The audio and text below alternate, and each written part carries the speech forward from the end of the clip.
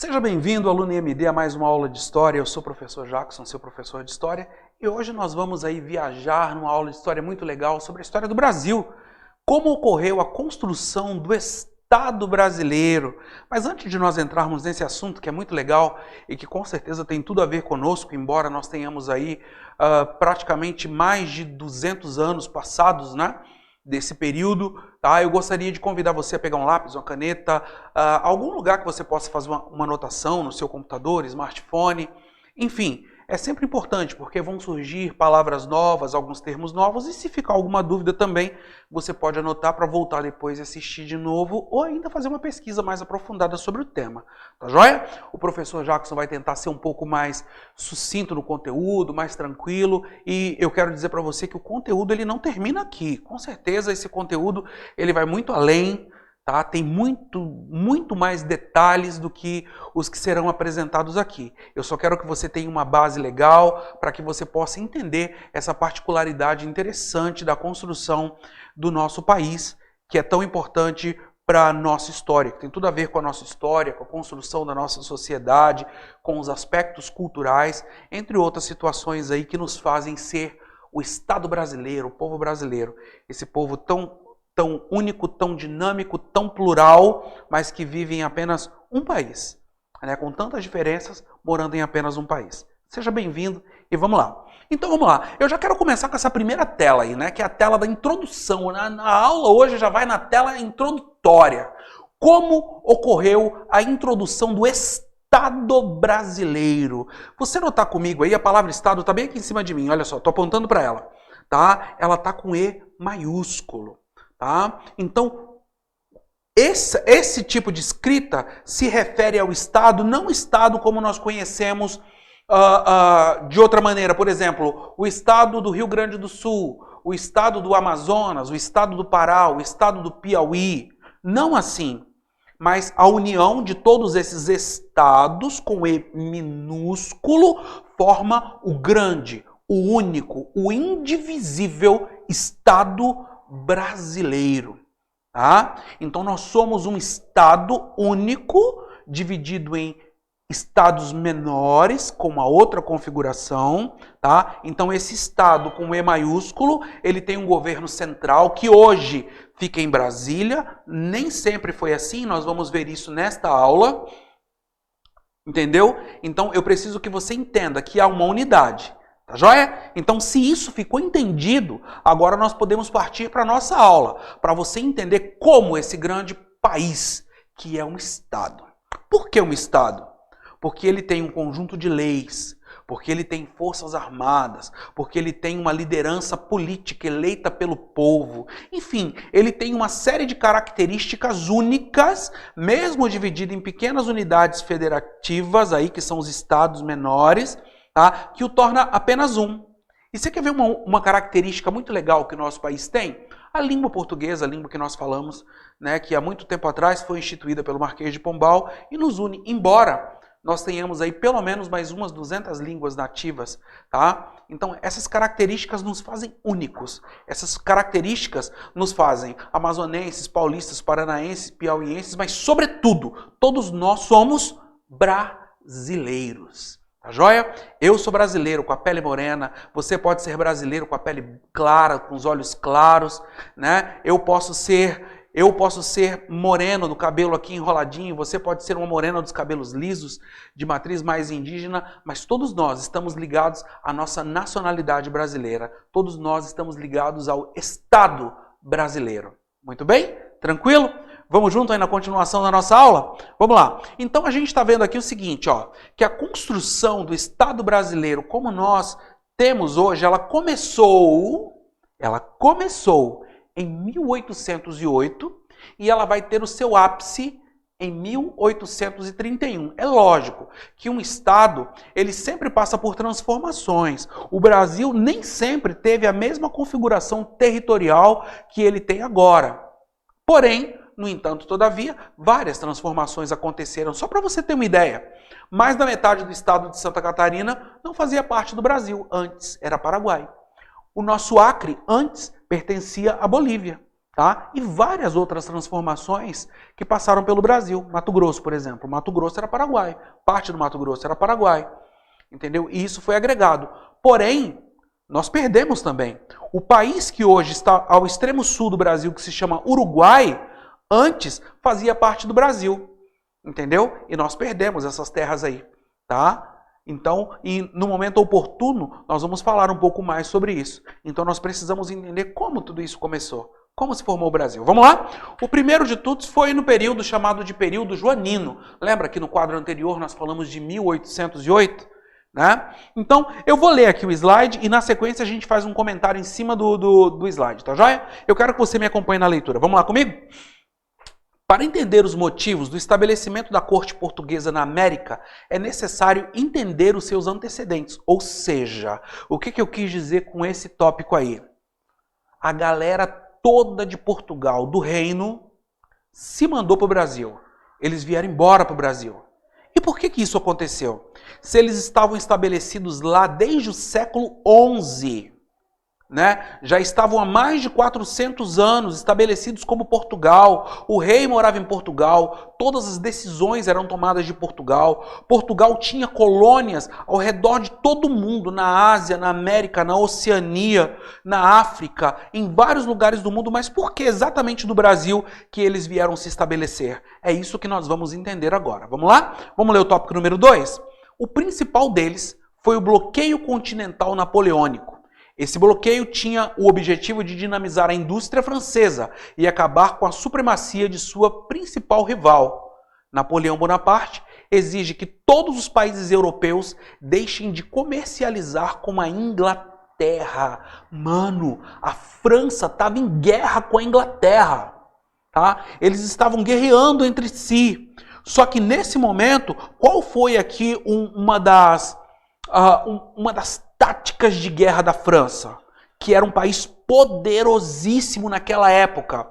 Tá? O Napoleão Bonaparte, que era o líder naquele momento, ele chega para todos os países da Europa, Espanha, Portugal, Suíça, Suécia, Alemanha, todos os países. Napoleão falou: não quero ninguém, nem comprando nem vendendo para a Inglaterra. Tá? Todos vocês estão proibidos de comprar e de vender para a Inglaterra. Todo o comércio, ele se encerra agora com a Inglaterra. Só que Portugal tinha um contrato com a Inglaterra, tinha boas relações com a Inglaterra e foi pressionado pela Inglaterra também. Falou: ó, nós não aceitamos que vocês deixem de comercializar conosco. Então Portugal se viu ali entre a cruz e a espada. E nesse momento da história, Portugal já não tinha mais aquela mesma força. Se você me acompanhou nas aulas anteriores, você sempre viu que eu sempre destaquei Portugal como um país grande, um país dinâmico, o primeiro da Europa, o país com a melhor economia, o país que detinha as maiores características conquistador, o país pioneiro nas grandes navegações. Mas neste momento da história, não era mais assim. Portugal já enfrentava grandes crises. Já enfrentava problemas econômicos, financeiros, políticos, entre outros tipos de problemas. Vamos lá para o próximo slide? Então, olha só. Quem desobedecesse o comando de Napoleão Bonaparte seria invadido pelo exército francês. Portugal desobedeceu essas exigências, devido a relações amistosas estabelecidas com a Inglaterra.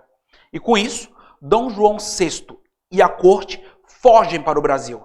Essa transferência representou o aumento do domínio inglês sobre Portugal e o início de um processo de independência do Brasil.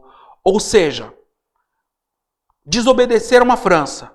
Então, não só, pessoal, o Dom João VI, tá, e a sua esposa, Carlota Joaquina, vieram para o Brasil. Inclusive, eu quero deixar esse filme como dica para você assistir, hein? Carlota Joaquina, se prepara, é um filme brasileiro, tire as crianças da sala, tá? No dia que você for assistir esse filme, né? Porque você já viu, né? Filme brasileiro tem algumas características aí que menor de 14 não pode nem sonhar de estar na sala, tá? É um filme muito joia que você vai entender muito da nossa cultura, tá? Entender como foi formado a sociedade brasileira a partir das relações, sobretudo as relações que o Brasil tinha com Portugal nesta época. Tá bom? Então não foi só Portugal, minto, não foi só o Dom João VI, imperador português, Carlota Joaquina, que vieram para o Brasil, mas toda a corte portuguesa. Nós estamos falando de centenas e centenas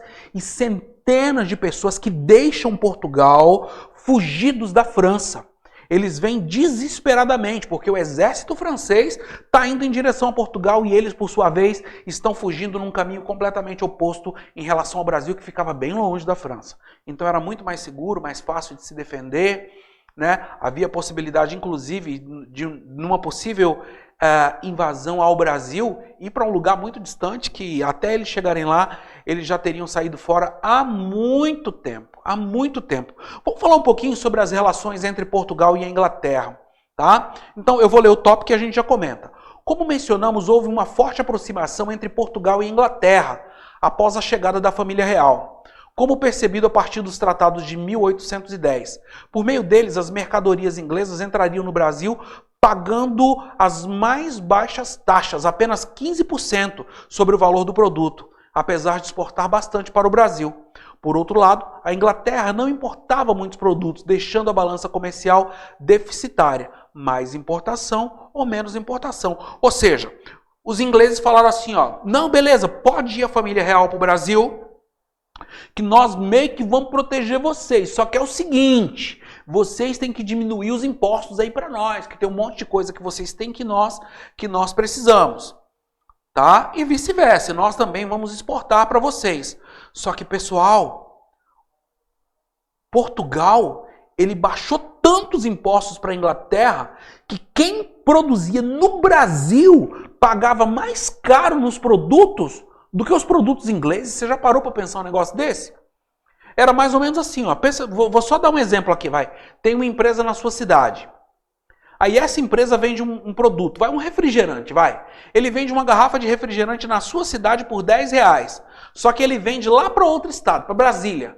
Aqui ele vende a R$10 e lá em Brasília ele vende a R$5. Você está me entendendo? Foi isso que aconteceu. Os produtos brasileiros eles perderam de longe para os produtos ingleses. Então o que aconteceu? Por outro lado, Portugal acabava comprando muito da Inglaterra a preços maiores, mais caro, entendeu? E vendia pouco. Vendia pouco para eles. Então, Portugal vendia mais, ou seja, saía mais dinheiro do que entrava. Então, nós chamamos isso de balança comercial deficitária. É como se você colocasse o dinheiro do Brasil e da Inglaterra numa mesa, numa balança. Entendeu? Então, esse é o dinheiro que o Brasil ganha. E esse é o dinheiro que o Brasil manda para a Inglaterra. Então, o dinheiro que o Brasil manda pesava mais. Então, o Brasil, de certa forma, ele ficava mais empobrecido nessa comercialização com a Inglaterra. Então, era pressão, mano, de todo lado na cabeça do governo imperial português, agora no Brasil. Tá? Então foi esse tipo de relacionamento que eles tiveram. Então eles acabaram abrindo os portos não só para a Inglaterra, tá, pessoal? Isso precisa ficar claro aqui. Os portos foram abertos para todas as nações amigas do Brasil, sendo que a Inglaterra teve condições aí, condições melhores do que todos os outros países, tá joia? Inclusive até separei uma imagem para vocês e eu não sei o que aconteceu, não estou vendo essa imagem aqui, tá? Mas eu preparei uma imagem para vocês, que é a imagem que tem ali no centro de Manaus, tá? Eu até ia fazer uma pegadinha com a produção, com a imagem, cara, que decepção que eu tive agora, entendeu? Eu ia perguntar para a produção de onde que é essa imagem, né? Para ver se ele sabia, mas já que eu não estou achando a imagem aqui, eu quero dizer para você que eu ia trazer para você um monumento, cara, que tem no centro de Manaus, ali na frente do Teatro Amazonas, que é exatamente um monumento em comemoração à abertura dos portos, tá? É muito legal, né? Que foi um outro momento de abertura aos portos que tem ali, tá? Mas ele caracteriza muito bem essa abertura dos portos às nações amigas que o Brasil fez aí durante o período imperial, ok? Vamos falar um pouquinho sobre as medidas de Dom João VI no Brasil? Então vamos lá, vou ler o slide e a gente já comenta. Durante o seu governo, Dom João VI realizou uma série de medidas que causaram impacto na sociedade colonial portuguesa. Vamos lá, qual foi a primeira medida de Dom João VI? Pensa comigo, cara. Antes, o Dom João VI e toda a corte portuguesa estava lá em Portugal. O Brasil era colônia. O Brasil só servia para mandar as riquezas para lá. Mas agora não, agora o rei está morando aqui. Você já pensou se o presidente da República fosse morar na sua rua? Você já pensou se o prefeito da sua cidade fosse morar na sua rua? Será que mudaria alguma coisa? Será que a sua rua seria mais limpa? Será que teria mais policiamento na sua rua? Se o prefeito fosse morar na sua rua, comprasse uma casa? Será que a sua rua ficaria mais valorizada se ele fosse lá na sua casa? Já parou para pensar nesse detalhe? Foi exatamente isso que aconteceu com o Brasil. Eles agora estavam no Rio de Janeiro. Entendeu? A corte portuguesa estava no Rio de Janeiro. Será que melhorou o Rio de Janeiro com toda a corte portuguesa? Aproximadamente 2.000 pessoas agora de Portugal comandando todas as colônias portuguesas ao redor do mundo a partir do Rio de Janeiro? Mudou com certeza, não é verdade? Mas vamos lá, vamos para o primeiro tópico. A primeira delas foi a abertura dos portos, representando o fim do pacto colonial. O que era o pacto colonial? Nós falamos isso lá atrás. O Brasil só podia vender para Portugal. Tudo, exatamente tudo o que fosse produzido no Brasil, ele deveria ser mandado primeiro para Portugal, aí Portugal revendia. Mas a partir de agora não. Agora o rei estava no Brasil. Então era mais fácil negociar aqui, comercializar aqui, o dinheiro já ficava aqui mesmo e daqui Dom João VI viu o que ia fazer com Portugal, que agora estava invadido pela França durante um período, e com todas as colônias portuguesas ao redor do mundo. Então, é o fim do pacto colonial. Para com isso. Então, o dinheiro, ele é vendido daqui e o dinheiro fica aqui. Tá bom? Então, vamos lá. Tópico número 2. Além dela, houve a permissão de manufaturas que haviam sido proibidas por Dona Maria I no alvará de 1785. Ou seja, o Brasil antes só podia produzir matéria-prima. Nós chamamos isso hoje de commodity.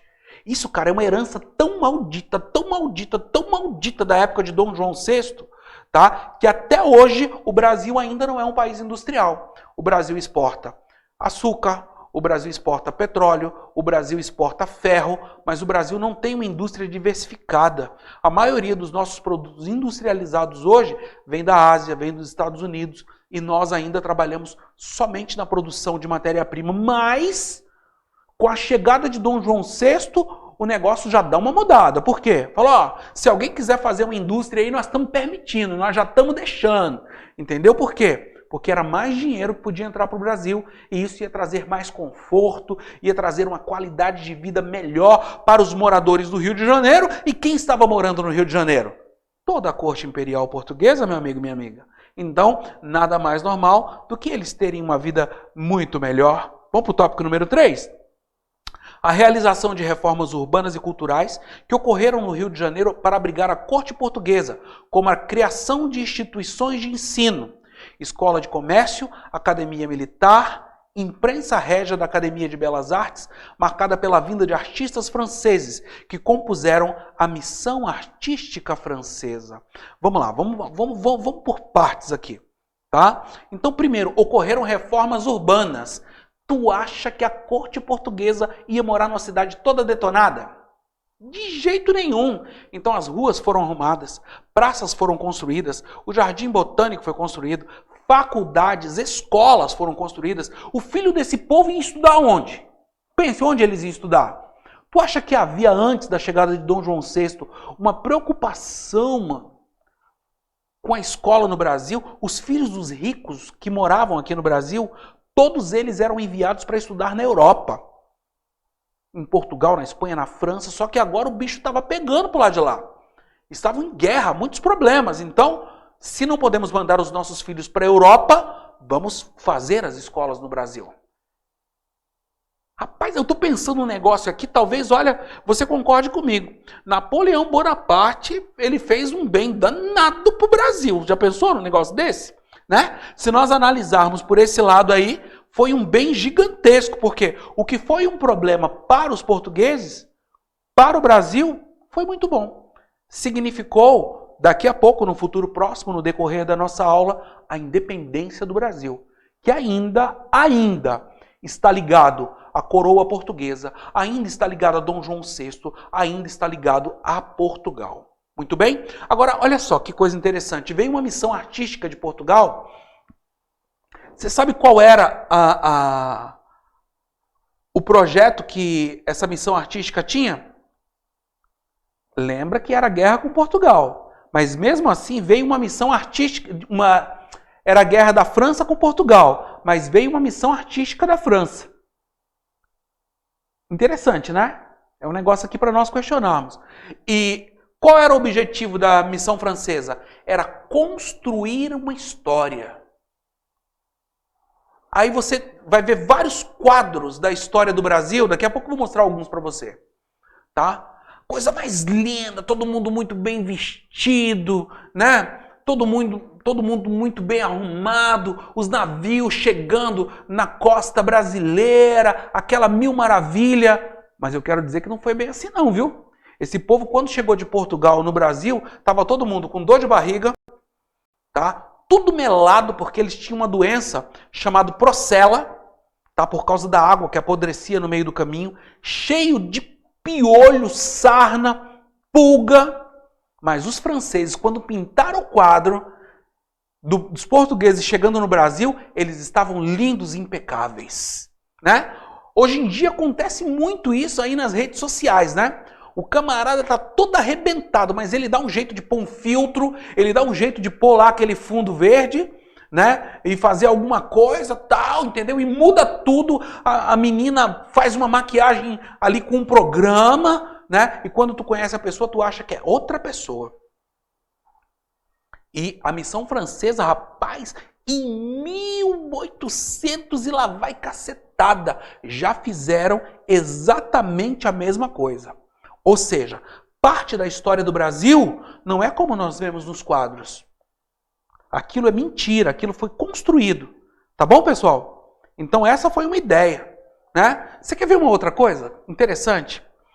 Bem, no Brasil tinha muitos escravos, né? Porque colônia portuguesa, tal, tráfico de escravos para o Brasil, da África, etc e tal. Eles tinham uma missão de embranquecer o Brasil. Cara, com mais de 5 milhões de escravos africanos, como é que vai embranquecer o Brasil? Só se matasse todo mundo, né? Mas não tinha jeito. Por exemplo, estamos falando de Salvador aqui, vai. O próprio Rio de Janeiro, onde eles estavam. Cara, tem tanto negro em alguns lugares que você pensa que você está na África, mas é o Brasil, lindo, maravilhoso, né? Esse povo lindo, miscigenado, que é o povo brasileiro, né? Mas a missão tinha esse objetivo, de embranquecer o povo brasileiro. Tanto é que nos quadros você consegue identificar pouquíssimos negros.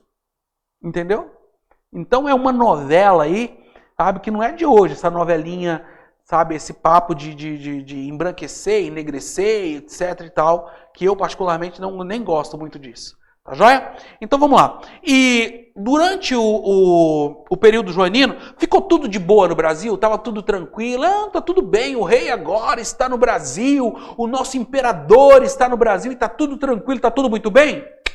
De jeito nenhum. De jeito nenhum mesmo. Tá? Por quê? Porque houve várias revoluções no período joanino. Tá bem? Então, olha só, vou ler o slide e a gente vai comentando, tá? As principais revoluções ocorridas durante o período joanino foram a Revolução Pernambucana em 1817, com movimentos de influência iluministas, compostos por senhores rurais, homens livres que se manifestavam contra os altos impostos gerados pelos vultuosos gastos da corte do Rio de Janeiro e que desejavam maior participação política. Eu não sei se você viu essa minha aula sobre iluminismo, há umas 2 ou 3 aulas atrás aí, mas a coisa estava mudando na Europa. Os iluministas estavam pensando, não, rapaz, chega desse negócio de ter uma corte que só gasta, enquanto alguns se matam para produzir. Nós queremos ser diferentes, nós queremos ter acesso ao conhecimento, nós queremos ter acesso a uma série de situações que estão distantes de nós. Sobretudo, queremos ser livres, queremos ter a oportunidade de ser homens e mulheres livres. Você está entendendo? Então houve aí essa revolução, entendeu? Tá? Então foi um momento assim de muito, sabe, de muito desgaste para Dom João VI. Você quer ver um outro problema que tiveram? foi a Revolução do Porto. Isso foi em 1820, tá? Do Porto, isso em Portugal, tá? A Revolução do Porto acontece na cidade do Porto, em Portugal. Vou ler para nós. A Revolução Liberal do Porto, 1820, movimento organizado pela burguesia portuguesa, influenciado pela Revolução Francesa, que exigia o retorno imediato de D. João VI, a elaboração de uma Constituição liberal e um projeto de recolonização para o Brasil. Dessa forma, D. João VI foi para Portugal deixando seu filho como príncipe regente no Brasil. Ou seja, a turma lá em Portugal estavam ficando maluco, cara. Falou, rei, ou você vem para cá, ou nós vamos te destituir, ou nós vamos mudar tudo, tá? E não vai ficar legal. Dá um jeito de voltar para Portugal, porque todos os benefícios que antes ficavam em Portugal, agora estavam ficando, logicamente, no Brasil. Muito bem? Então, com a Revolução do Porto, não tem jeito, tá? Dom João, ele acaba saindo fora do Brasil e ele deixa o filho dele no Brasil como príncipe regente. Adivinha qual que era a idade do menino? 5 anos de idade. 5 anos de idade. Tá? Vamos para o próximo slide. Lá eu explico melhor. Tá? Então, pessoal, o Dom Pedro I ficando no Brasil, tá? Dom Pedro I ficando no Brasil, começa um novo período. Um período chamado de período regencial. Eu não vou me ater muito a esta fala, porque na próxima aula, eu separei uma próxima aula para nós, só para falar sobre o período regencial. Então, com a ficada de Dom Pedro I no Brasil, vai acontecer aí uma série de conflitos entre o Partido Português, o Partido Brasileiro, tá? Vai acontecer que esses regentes que cuidam do Brasil enquanto o príncipe está crescendo, vai fazer um governo desastroso, um governo ruim mesmo. Foram 9 anos, então em 9 anos nós vamos ter várias mudanças nesse processo. Tá? Então, antes que o Brasil fosse fragmentado, há, na sequência de toda essa história, a independência do Brasil. Então, isso é só o começo, tá, pessoal? Eu trouxe para você só aí um relance daquilo que foi. Você pode se aprofundar e alguns aspectos mais eu trarei na próxima aula para nós. Tranquilo? Bom estar com você até aqui. Te aguardo na próxima aula. Valeu!